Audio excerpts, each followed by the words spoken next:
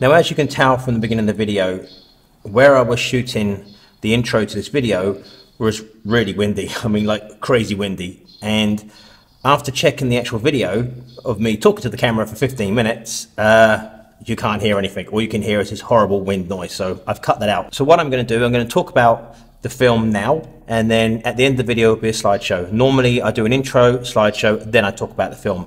So we're just going to do it a little bit different this time because I don't really have an intro. So this video came about because one of my subscribers recommended I try this, which is ILFORD SFX 200. Cool, that's a bit of a mouthful.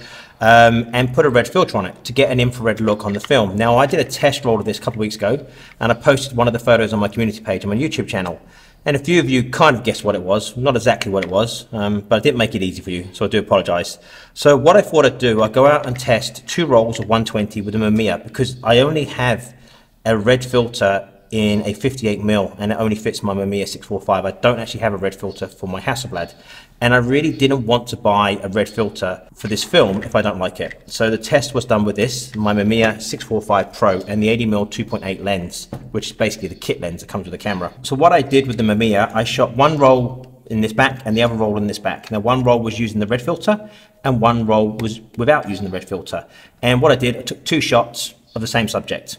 So basically, one with the red filter, one without, different backs. The reason I used 2 different backs was because I wasn't sure of the difference and how big a difference a red filter would make.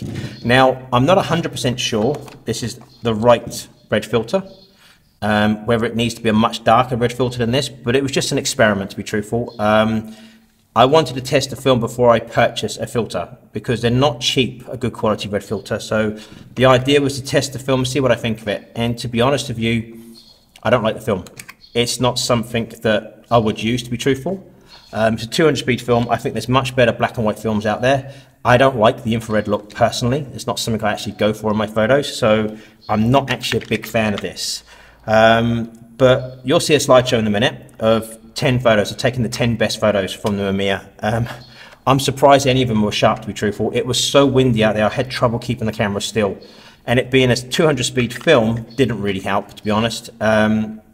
I couldn't use a fast shutter speed.